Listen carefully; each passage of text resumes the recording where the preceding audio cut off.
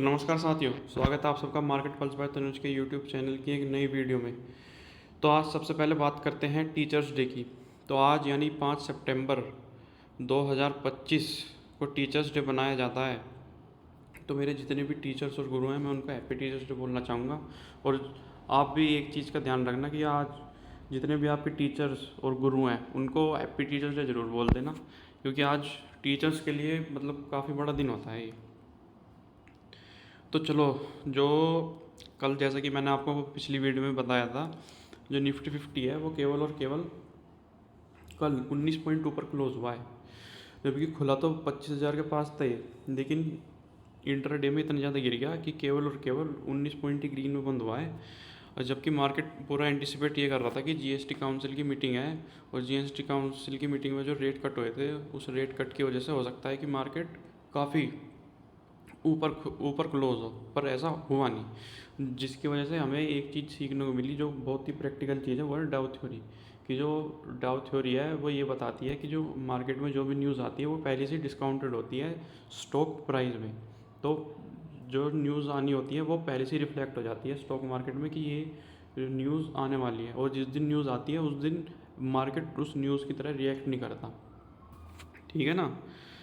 तो अब चलो, अगर कल कल की बात करें तो कल जो सबसे ज़्यादा कोई सेक्टर चला है तो वो चला है निफ्टी ऑटो। और इसका केवल केवल एक कारण है, वो है रेट कट। जो कल जीएसटी काउंसिल में रेट कट हुए हैं, उन रेट कट की वजह से जो गाड़ी पर रेट कट हुए हैं, जिसमें गाड़ी 28 से सीधा 18% पर आ गई, उसकी वजह से मतलब इनको काफ़ी अच्छी जो इनकी कंजप्शन है ऑटो सेक्टर की, वो काफ़ी बढ़ जाएगी। अब चलो भाई, जो अब नेक्स्ट अपडेट है वो है एफआईआई और डीआईआई की सेलिंग और बाइंग को लेके। तो कल यानी 4 सितंबर 2025 को एफआईआई ने 106 करोड़ की सेलिंग करी, और वहीं जो डीआईआई है, डीआईआई ने नेट बाइंग जो करी वो करी पूरी 2233 करोड़ रुपए की। अब भाई आप एक चीज़ पूछोगे कि अगर कल डीआईआई ने इतनी बाइंग करी है 2233 करोड़ रुपए की, तो मार्केट कल चला क्यों नहीं? क्योंकि भाई 2233 करोड़ रुपए काफ़ी बड़ा नंबर है, और कल एफआईआई की भी सेलिंग इतनी ज़्यादा नहीं थी, केवल और केवल 106 करोड़ रुपए थी। तो इसका एक ही कारण है जो अब तक दिखाई दे रहा है, वो है ग्लोबल अनसर्टेनिटी। क्योंकि भाई मार्केट में बहुत ज़्यादा अनसर्टेनिटी है। अभी पक्का कुछ किसी को पता नहीं है कि क्या होगा। अभी सब अनसर्टेनिटी का मतलब है कन्फ्यूजन के फेज़ में है। और जो सबसे बड़ा ग्लोबल अनसर्टेनिटी का कारण है वो है केवल और केवल ट्रम्प और उनके टैरिफ।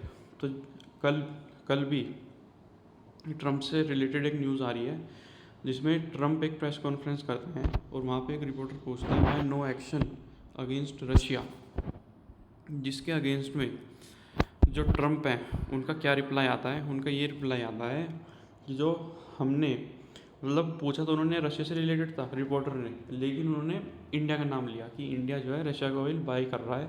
तो उससे रिलेटेड जो ट्रम्प हैं उन्होंने ये बोला कि जो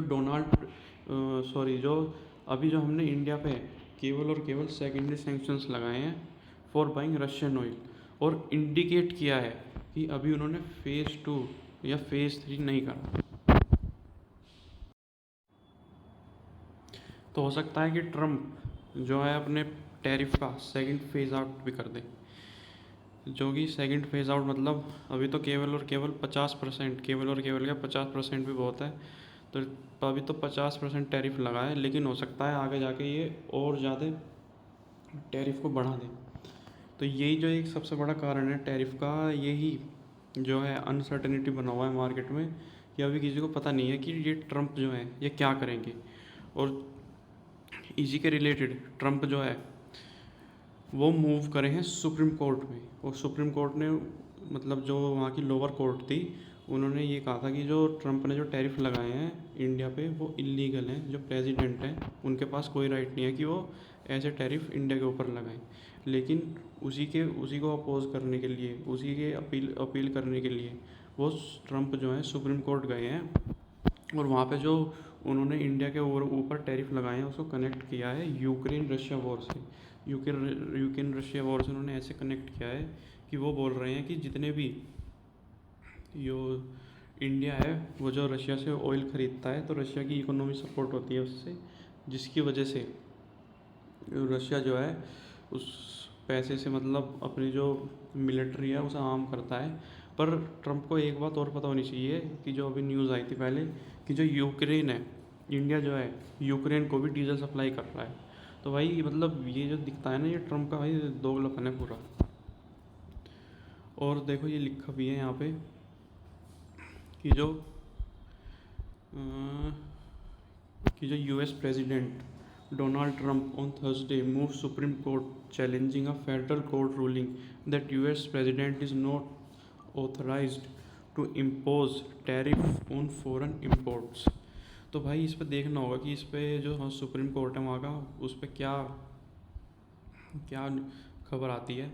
अगर भाई ऐसा होगा कि जो टैरिफ है वो हट गया तो भाई काफ़ी अच्छी पॉजिटिव न्यूज़ होगी। लेकिन वहीं अगर टैरिफ नहीं हटा तो भाई ये बात तो पक्की है कि जो ट्रम्प है वो और ज़्यादा है इंडिया के ऊपर टैरिफ लगाएंगे। तो चलो भाई, धन्यवाद। वीडियो तो इतनी थी, तो चैनल को सब्सक्राइब कर देना, वीडियो को लाइक कर देना और शेयर कर देना।